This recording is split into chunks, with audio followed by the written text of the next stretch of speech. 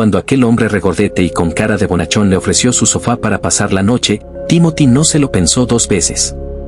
Aún quedaban varias horas para coger el autobús a Michigan y la noche era heladora en Chicago. Pero a la mañana siguiente, mientras el joven de 16 años preparaba el desayuno, John le asestó varias puñaladas. Tras el forcejeo y al ver cómo la sangre emanaba del cuerpo del muchacho, el asesino tuvo un orgasmo. Matarle excitaba sobremanera. John Wayne Gacy, un respetado miembro de su comunidad en la que se disfrazaba de Pogo, el payaso, para entretener a los niños, violó y mató a adolescentes a los que previamente convencía para mantener relaciones sexuales. Con más de una treintena de crímenes a sus espaldas, la policía encontró todo un cementerio de cuerpos en el garaje trasero de su casa. Un escenario dantesco que le llevó a la inyección letal. Nacido el 17 de marzo de 1942 en Chicago, Illinois, John Wayne Gacy tuvo una infancia de lo más traumática. Su padre, alcohólico y maltratador, abusaba física y verbalmente de su mujer y de sus hijos, incluido de John, al que menospreciaba y golpeaba sin cesar llamándolo marica o mariposón. Las inseguridades del niño con respecto a su sexualidad comenzaron aquí y fueron aumentando con el paso de los años. También influyeron los abusos sexuales que sufrió con 9 años por parte de un amigo de sus padres y de los que jamás se enteraron. John pensó que le culparían de lo ocurrido. De ahí su silencio. El mismo que utilizó cuando sus compañeros de colegio le acosaban. Un bullying que le llevó a encerrarse en sí mismo. A todo ello se sumaban sus constantes problemas de salud, sufría importantes mareos. Esto apuntaba a dos posibles factores: el accidente que tuvo con 9 años al caerse de un columpio y golpearse fuertemente la cabeza, y las fuertes palizas por parte del padre. Aquello se tradujo en un coágulo en el cerebro que le hacía perder la conciencia momentáneamente y le impedía concentrarse. Sin posibilidad de terminar los estudios, John encontró en la política una vía de escape. Se ofreció como candidato del Partido Demócrata en su localidad, pero de nuevo se topó con la desaprobación del patriarca. No podía soportar que su hijo estuviese en el bando contrario, él era republicano y conservador, así que John puso tierra de por medio y se desvinculó de la familia. A sus 18 años, aterrizó en Las Vegas y empezó a trabajar en una funeraria como asistente mortuorio. Se pasaba los días rodeado de cadáveres a los que embalsamaba y preparaba para el funeral. De hecho, su fascinación por la muerte llegó a tal punto que, cuando su jefe no estaba, se colaba en los ataúdes de los más jóvenes para acariciarlos. Solo paraba cuando le entraban los remordimientos, un conflicto interior que atajó regresando a casa. Allí se graduó en una escuela de negocios, trabajó en una compañía de zapatos y, al mudarse a Springfield, conoció a su primera esposa, Marlene Myers. En 1964 contrajeron matrimonio, tuvieron 2 hijos, y se mudaron a Waterloo, Iowa, donde dirigió varias franquicias de la cadena KFC, propiedad de su suegro. Pero las fantasías homosexuales de John no cesaban. Estas encontraron salida al unirse a la Cámara Junior de los Estados Unidos de Waterloo. Como miembro reconocido y admirado de su comunidad, John recibió varias distinciones, pero todo era una fachada. Con el tiempo, esta institución se vio inmersa en actividades relacionadas con las drogas, la prostitución, la pornografía o el intercambio de parejas. Gacy, uno de los más asiduos, incluso transformó el sótano de su casa en una especie de club donde acudían meretrices y adolescentes con ganas de alcohol. Gracias a su estatus social, John pudo acceder a menores, hijos de otros socios, a los que convencía para mantener relaciones sexuales. La primera víctima fue Donald Voorhees, de 15 años, al que engañó diciendo que le pondría una película X. Nada más llegar a su domicilio, Gacy emborrachó a Donald, puso la cinta pornográfica y le presionó para que le practicase sexo oral. El adolescente lo hizo, pero se lo contó a sus padres y terminaron denunciándolo ante las autoridades por abusos sexuales. Tras ser detenido y llevado ante un tribunal, John alegó que era víctima de acusaciones falsas y de una estratagema para desprestigiarle políticamente. El padre de Donald era su rival en la Cámara Junior. No le sirvió de nada y menos cuando contrató a un matón para dar una paliza a Donald. Esta idea se le volvió en contra y terminó acudiendo a una evaluación psiquiátrica que dictaminó que sufría un trastorno de personalidad antisocial. Pese a los informes, John fue declarado apto y responsable de sus actos.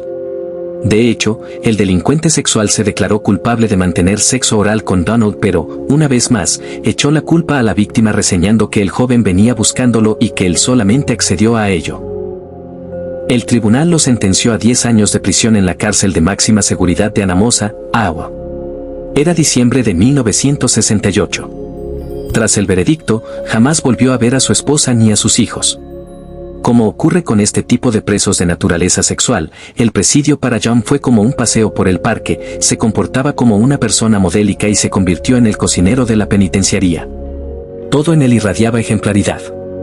Quizá por eso tan solo cumplió 18 meses y obtuvo la libertad condicional con 12 meses de vigilancia. Tras este periodo entre rejas, John decidió regresar al estado de Illinois, pero a una zona donde nadie conocía sus antecedentes penales. Compró una casa en Norwell Park Township e inició una nueva etapa profesional en el sector de la construcción. Allí contactó con una amiga del instituto, Carol Hoff, con quien se casó en segundas nupcias. Pero sus impulsos sexuales con menores no cesaron. Atacó a un adolescente en 1971 quien, pese a denunciarlo, no se presentó ante el juez para ratificar la acusación. Así fue como Gacy se volvió a librar de la cárcel y sus oficiales de la condicional se quedaron al margen, nadie les informó al respecto. Además, sus andanzas sexuales prosiguieron mientras distraía a su comunidad. El depravado se inventó una imagen íntegra y honorable, disfrazado de Pogo, el payaso, para actuar ante los niños. Todo lo compaginaba con su filiación al Partido Demócrata, donde llegó a tener cierta presencia a nivel local. Tanto es así que pudo hacerse una fotografía junto a Rosalind Carter, la que fuese primera dama y mujer del presidente de Estados Unidos, Jimmy Carter, en 1978. En la imagen incluso se puede leer la siguiente dedicatoria, para John Gacy. Los mejores deseos. Lo que no sabía la primera dama es que en ese momento, su fiel político había asesinado a más de 30 niños. Uno de los primeros en morir fue Timothy McCoy, de 16 años, que aguardaba en una estación de autobuses. Gacy le convenció para que durmiese en su casa y, a la mañana siguiente, creyendo que el joven quería atacarlo con un cuchillo, estaba untando mantequilla en una tostada, le asestó varias puñaladas en el pecho. Entonces, tuvo un orgasmo. Ver cómo la sangre le salía del cuerpo me excitó, declaró una vez detenido. Tras enterrarlo en el garaje de su casa, continuó con los asesinatos. Después llegaron los de John Butkovich, de 17 años, Samuel Stapleton, de 14 años, James Hawkinson, cuyo cuerpo no fue identificado hasta 2017, Kenneth Park, de 16 años, o Michael Moreno, de 14. El modus operandi era siempre el mismo, engatusaba a jóvenes con drogas, películas pornográficas o con ofertas de trabajo a $5 la hora, para terminar durmiéndolos con cloroformo.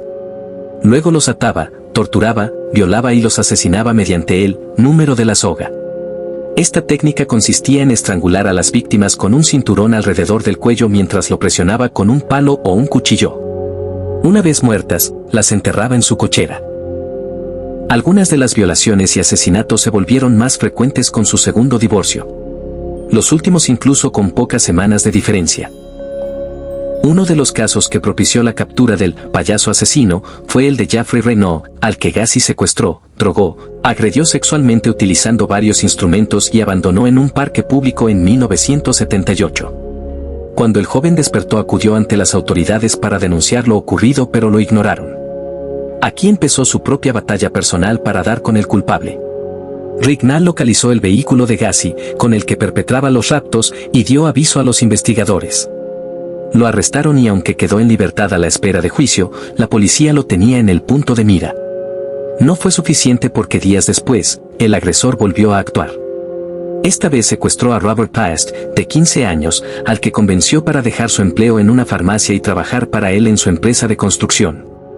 El muchacho informó a su madre del cambio de planes y jamás regresó. La denuncia por desaparición llevó a los agentes a contactar con las últimas personas que habían hablado con el chico. Una de ellas era John, al que, tras interrogarlo, se toparon con múltiples incongruencias y un largo historial de antecedentes por corrupción de menores. Con estas pruebas, la policía registró el domicilio del sospechoso y descubrieron multitud de objetos incriminatorios. Desde documentos de identidad de los adolescentes desaparecidos, sus ropas y joyas, hasta esposas y jeringuillas. Por no mencionar, libros de pederastia.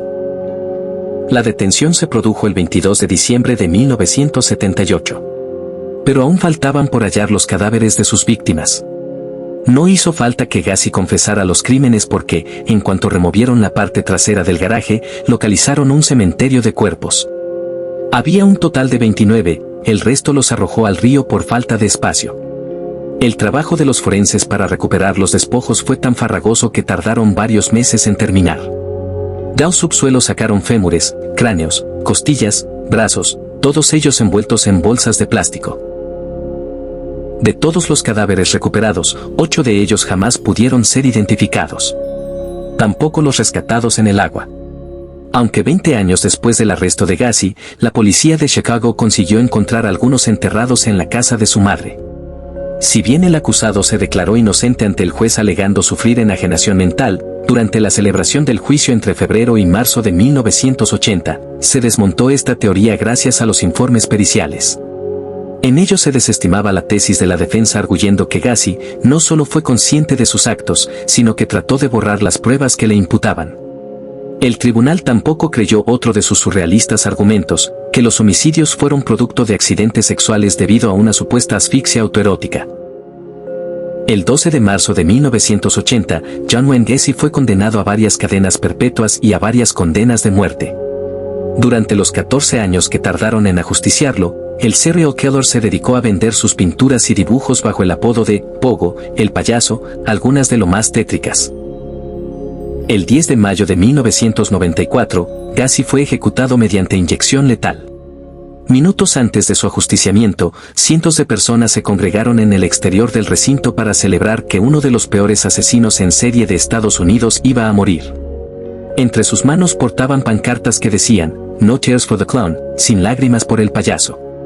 Por su parte, Gacy soltó unas últimas palabras a modo de maldición: "Matarme no hará regresar a ninguna de las víctimas, besadme el culo. Nunca sabréis dónde están el resto". Una vez muerto, le extrajeron su cerebro para que un equipo de neurólogos y psiquiátricas lo estudiasen. Su misión, tratar de determinar si presentaba alguna desviación que justificase su instinto criminal. Nunca llegaron a conclusión alguna.